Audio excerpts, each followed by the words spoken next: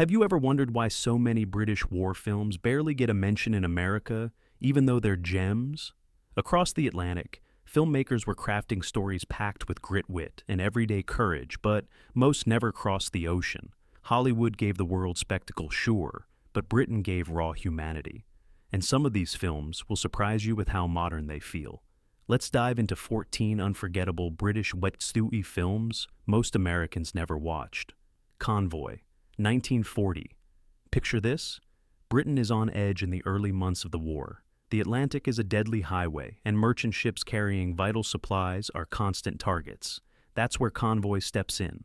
Released in 1940, it was one of the first war films Britain pushed out during the conflict itself. And here's the kicker: it doesn't sugarcoat the danger. Instead, it throws us straight into the nerve-wracking reality of supply ships facing relentless pursuit at sea. The film follows a Royal Navy escort crew trying to shepherd vulnerable cargo ships through waters teeming with unseen threats. There's no glossy glamour here, just the raw suspense of watching everyday sailors cling to duty under unimaginable pressure. Directed by Penn Tennyson, a rising star tragically killed in a training flight accident. Later that same year, Convoy carries the weight of authenticity. Many of the sequences were shot with actual naval cooperation, giving the film a documentary feel that set it apart. What makes Convoy fascinating is how it captures the tension of the unknown. Unlike later American films that leaned on big explosions and star power, this one thrives on the psychology of fear, long silences at sea, the dread of the horizon, the strain etched into men's faces. Those little moments tell the story of a nation balancing on survival. For audiences in Britain, Convoy was more than entertainment. It was reassurance that someone out there was holding the line even if the odds seemed impossible. For Americans, it barely registered. But watching it now feels like stepping into the mind of a country staring down its darkest hour with courage carved into every scene. Cottage to Let, 1941. How do you make wartime espionage both tense and surprisingly witty?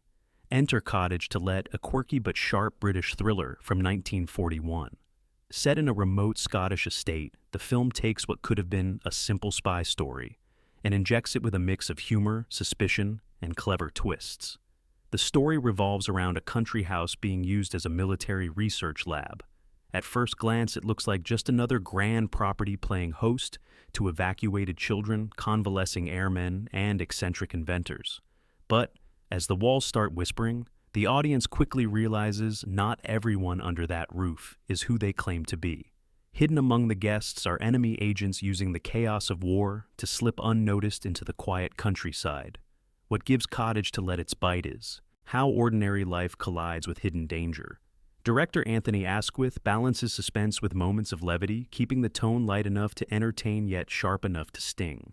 One of the standout elements is the presence of child actor George Cole, whose cheeky performance undercuts the grown-ups and often spots what the adults miss. Americans were churning out war films heavy on explosions and patriotic speeches, but Cottage to Let was more about shadows and whispers. It reminded British audiences that the fight wasn't just overseas, it was right there in the villages, in the conversations, in the strangers you thought you knew. Looking back, it plays almost like a blueprint for later espionage thrillers. The mix of comedy and paranoia paved the way for a genre that Britain would later perfect. It's no surprise that critics today see Cottage to Let as more than a curiosity.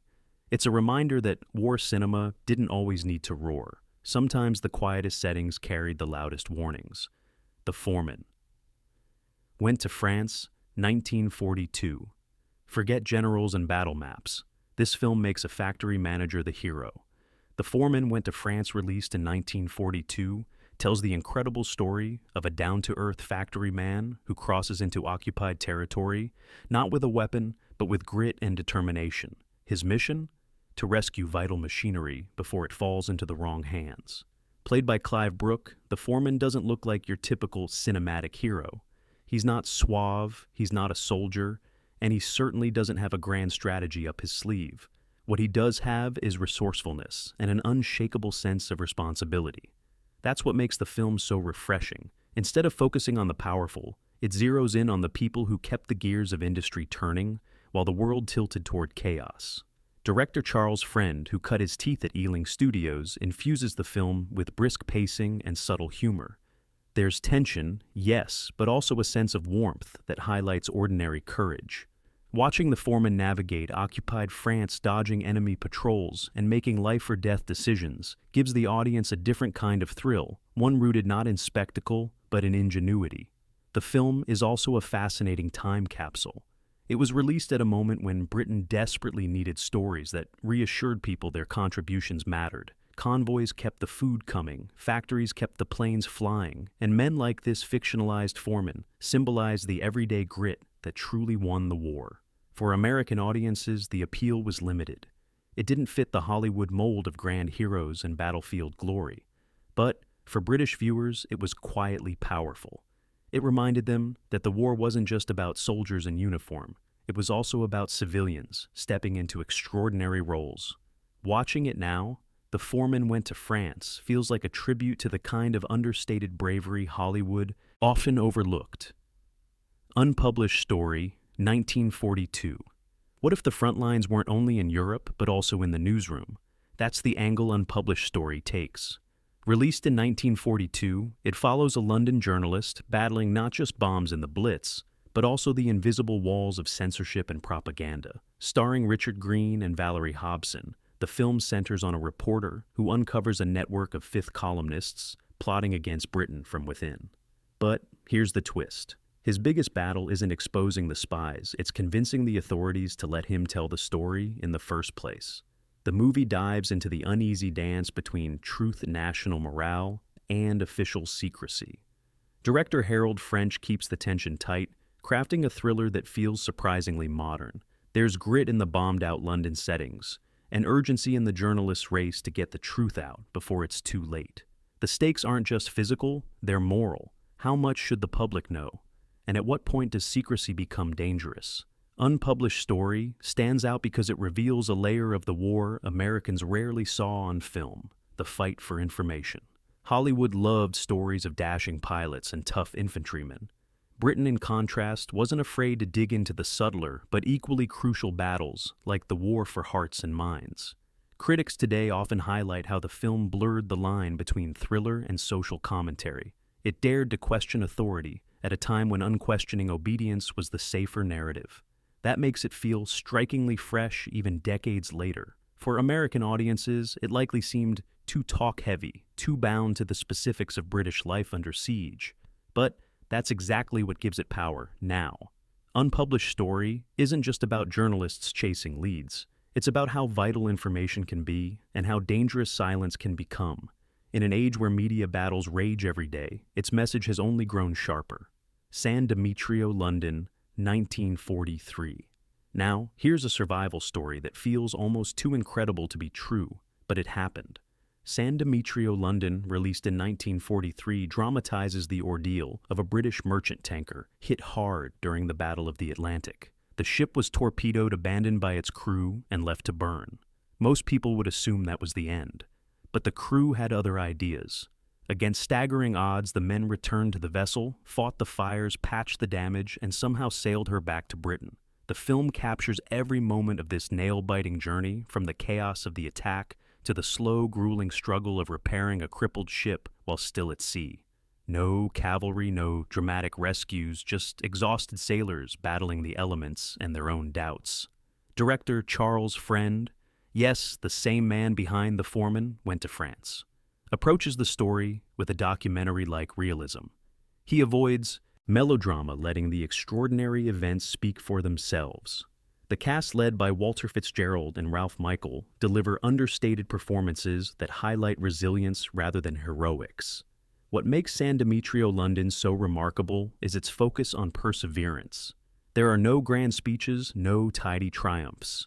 Just the relentless grind of survival and the quiet dignity of men who refuse to give in. For wartime audiences, it was a much-needed reminder that determination could keep a nation afloat literally.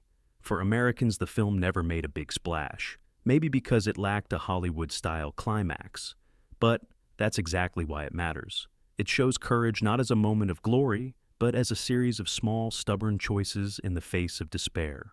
Watching it today, San Demetrio, London feels timeless. It's less about the spectacle of war and more about the human spirit refusing to sink. The Demi-Paradise, 1943. Who says wartime films can't have charm, wit, and even a touch of culture clash comedy? The Demi-Paradise, released in 1943, is one of those oddities that sneaks up on you. Laurence Olivier, Britain's golden boy of the stage, and screenplays a Russian engineer who comes to England to work on a revolutionary invention just as the war tightens its grip. At first glance, this doesn't sound like your typical war movie, but that's exactly the point. The Demi-Paradise is less about battles and more about bridging divides. Olivier's character struggles with the quirks of British society, from its rigid manners to its tea-obsessed culture, while slowly realizing that unity and cooperation are the real weapons of survival. Watching this, you can't help but notice the propaganda undertones. It was, after all, a time when Britain wanted to emphasize friendship with the Soviet Union. But here's where it gets interesting. Instead of being heavy-handed, the film leans into warmth and humor. Olivier delivers a performance that's part fish-out-of-water comedy, part heartfelt outsider's perspective. He's baffled by English habits yet moved by their resilience. Meanwhile, the film gently pokes fun at British eccentricities while celebrating the very qualities that kept the country standing through war. For American audiences, the cultural angle may have been confusing, even alien. But for Britain, the Demi-Paradise worked as both entertainment and subtle diplomacy. It wasn't just about defeating enemies, it was about building bridges with allies. Today, the film stands out as a reminder that not all wartime stories needed to show explosions or front lines. Sometimes they captured the subtler struggles, learning to understand one another, finding common ground, and laughing through the darkest days. The Demi-Paradise might be overlooked now, but it's a quirky gem that shows how even in wartime cinema could argue for connection instead of division. Tawny Pipit, 1944. Imagine this. A tiny English village suddenly becomes the front line of an unusual battle, not against invading soldiers, but to protect a pair of rare birds. Sounds too small scale for a war film? That's the genius of Tawny Pipit, released in 1944. While Hollywood was showing tanks rolling across Europe, Britain made a story about villagers rallying to protect the eggs of an endangered bird. And somehow, it hits harder than you'd expect. On the surface, the film is light and whimsical. A rural community bands together to shield the nesting site from disturbance, even as the larger war looms overhead. But underneath the gentle humor and pastoral scenery lies something deeply symbolic. The rare birds represent hope, resilience, and the determination to preserve beauty in the face of chaos. Director Bernard Miles delivers a film that blends countryside charm with subtle patriotism. The humor is sly, the characters are lovable, and the underlying message is crystal clear. Britain's strength lies not just in its armies, but in its villages, its traditions, and its quiet acts of defiance against despair. Critics often call Tawny Pipit a slice of propaganda disguised as a comedy, and they're right. But that doesn't make it any less powerful. In fact, it shows how propaganda can be clever rather than blunt. Instead of shouting "fight harder," it whispers "protect what matters." For American audiences, this likely felt too quaint, too parochial. But that's exactly why it deserves attention today. Tawny Pipit is a reminder that war wasn't only about fire and steel, it was also about what people chose to save when everything else seemed at risk. It's not a battle epic, it's a love letter to resilience wrapped in feathers. For Those in Peril, 1944. Most war films focus on soldiers storming beaches or pilots soaring through the skies. But For Those in Peril shifts the spotlight to an often overlooked group, the men of the Royal Air Force Coastal Command. Released in 1944, this film tells the story of airmen tasked with rescuing downed crews in the icy waters of the Channel, a job as thankless as it was perilous. Directed by Charles Crichton, who would later make classics like The Lavender Hill Mob, the film uses a semi-documentary style to showcase the bravery of these unsung heroes. There are no glossy sets or big-name stars. Instead, it features a lean cast, including Ralph Michael and Jack Hawkins, delivering understated performances that feel almost real. The cinematography heightens the sense of isolation, planes skimming low over gray seas, tiny boats battling unforgiving waves, men scanning horizons with desperate urgency. The film's title says it all. These men existed solely for those in peril, throwing themselves into danger not for glory, but for the chance of saving someone else. Watching it, you realize how invisible their role was. They weren't fighting for headlines. They were fighting time weather and exhaustion, knowing every second meant another life slipping away. For British audiences, this was both tribute and morale booster. It reassured viewers that someone would come if tragedy struck. For Americans, the coastal command wasn't a familiar subject, so the film slipped past unnoticed. Yet today it stands out as a moving portrait of quiet heroism. For Those in Peril is proof that Britain's war cinema wasn't just about winning battles, it was about honoring those who carried out the unglamorous essential tasks. And sometimes those stories are the ones that stick with you longest. The Captive Heart, 1946. By the time The Captive Heart reached cinemas in 1946, the war was over, but its scars were still fresh. Starring Michael Redgrave, this film dives deep into the lives of British prisoners held in a German camp. It's a story of survival, but not in the usual sense. Here, the battle is for identity, dignity, and emotional endurance. Redgrave plays a Czech officer who assumes the identity of a dead British soldier to escape persecution. Once in the camp, he must maintain the facade while also navigating the bonds of camaraderie with the other prisoners. Letters home smuggled hope, and the constant weight of exposure drive the tension. Unlike many post-war films that leaned on triumphant narratives, The Captive Heart leans on complexity. Directed by Basil Dearden, the film doesn't shy away from the moral gray areas of war. It explores what men do to survive and how they cling to fragments of normal life, writing to wives they've never met, creating small rituals and imagining futures that may never arrive. Redgrave's performance is haunting, giving his character both vulnerability and quiet strength.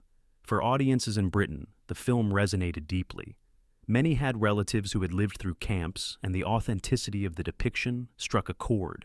For Americans accustomed to larger-than-life stories of escape and triumph, the quiet resilience here may have felt muted. But that's what gives the film its power. The Captive Heart doesn't glamorize captivity. It humanizes it. It reminds us that survival isn't always about dramatic escapes. Sometimes it's about enduring day after day against the crushing weight of confinement. That's a story worth remembering. The October Man, 1947. What happens when a war film blurs into a psychological thriller?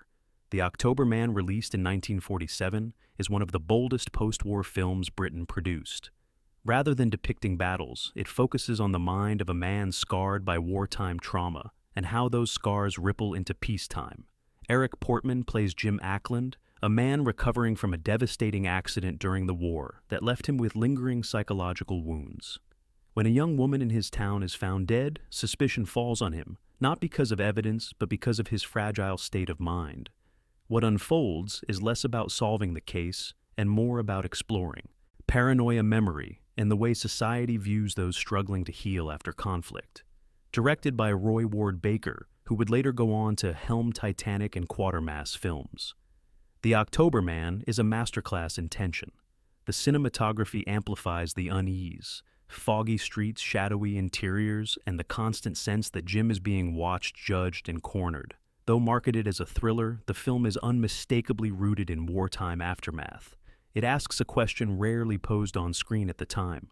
What happens to ordinary men when the fighting ends, but the battles inside their minds don't?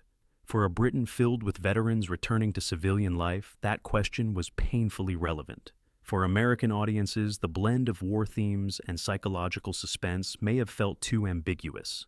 But, watching it today, The October Man is strikingly modern. It anticipates the kinds of character-driven dramas that would become common decades later. This isn't a film about victory. It's about fragility. It's about how war leaves marks that medals can't cover. And that's why it deserves its place in this list, because sometimes the most chilling war stories happen after the war is supposedly over. The Wooden Horse, 1950. If you think The Great Escape invented the daring prisoner breakout story, think again. The Wooden Horse, released in 1950, told a true tale years earlier, and it's every bit as ingenious. The film is based on the real escape from Stalag Luft III, where British prisoners dug a tunnel right under the noses of their captors, hiding their efforts inside a makeshift wooden gym horse. Everyday prisoners carried the hollow horse into the yard, exercising around it while men hidden inside quietly dug away. The deception was so simple, so audacious, it feels almost unbelievable. Yet it worked. And the film captures the tension of every shovel of dirt, every nervous glance, every heartbeat pounding as guards passed by. Director Jack Lee strips away Hollywood gloss in favor of authenticity. The cast led by Leo Genn and David Tomlinson avoid overacting, grounding the story in believable restraint. Instead of swelling music and melodrama, the suspense comes from silence, the sound of scraping underground, the weight of dirt carried in trouser legs, the fear that one wrong move would bring everything crashing down. For British audiences still processing the war's legacy, The Wooden Horse wasn't just thrilling entertainment. It was a reminder of ingenuity and collective effort, of how brains sometimes mattered as much as brawn. For Americans who would later embrace a glossier version of POW escapes, this smaller-scale film slipped through the cracks. But make no mistake, The Wooden Horse laid the groundwork for a genre. It's a blueprint of subtle suspense reminding us that the greatest victories often begin with the simplest ideas. And sometimes survival hinges not on force, but on a wooden horse wheeled into the yard each morning. Angels won, 1952. The Battle of Britain has been told many times on screen, but Angels 1-5 stands out as one of the most grounded portrayals. Released in 1952, it doesn't glamorize the dogfights or turn its pilots into untouchable heroes. Instead, it focuses on the day-to-day grind of young men pushed to their limits in the skies above Britain. The title itself refers to an RAF radio call, Angels 1-5-15,000 feet. That technical touch sets the tone. This isn't spectacle for spectacle's sake. It's about precision exhaustion and the razor's edge between life and death. Director George Moore O'Farrell emphasizes the routine as much as the drama. Briefings, takeoffs, the tense wait for radar alerts, and the nervous camaraderie of men who might not return from a mission. Jack Hawkins and John Gregson headline, a cast that embodies the weary courage of fighter pilots who weren't knights in shining armor, but young men learning to live with fear as part of daily life. There are no glossy romantic subplots to distract from the focus. Instead, the film captures the sweat, the fatigue, and the haunting silence that followed every mission. For British audiences, Angels 1-5 felt almost like a documentary in its realism. It honored the sacrifices of the RAF without turning them into myth. For Americans, it may have seemed too restrained, lacking the soaring orchestras and grand speeches. Yet its restraint is what makes it powerful. Watching it today, you realize it's not about dogfights in the clouds. It's about endurance. It's about how courage is less about one dramatic moment and more about showing up again and again, even when the odds are stacked sky high. The Dambusters, 1955. Now we come to perhaps the most famous British war film of them all, The Dambusters. Released in 1955, this is the epic retelling of Barnes-Wallis's ingenious bouncing bomb and the daring Lancaster bomber raids that used it to cripple enemy infrastructure. If you've ever heard the Triumphant March theme, you already know this film's cultural weight in Britain. The plot follows Wallace, played by Michael Redgrave, as he struggles to convince military leaders of his unorthodox invention. At the same time, Richard Todd stars as Wing Commander Guy Gibson, tasked with leading the perilous mission once the bomb is ready.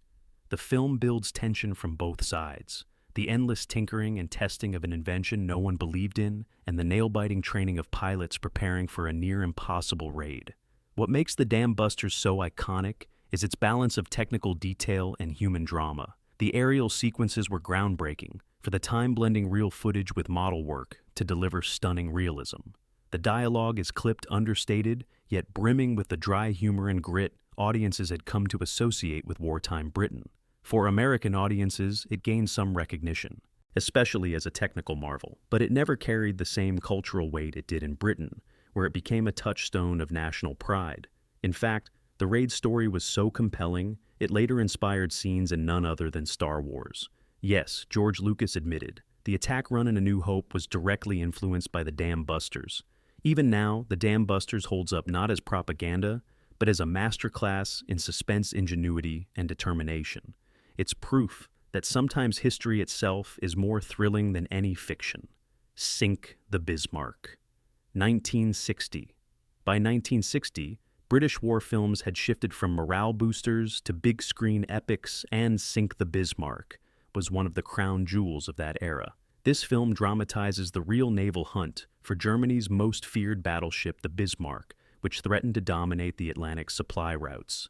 The story centers on naval officers in Britain's Admiralty war room as they race against time to track and corner the massive ship. Kenneth More stars as Captain Jonathan Shepard, a stiff but deeply driven strategist, haunted by personal loss, while Dana Winter plays a female intelligence officer whose insights prove invaluable. Together, they anchor the film's blend of tactical suspense and human drama.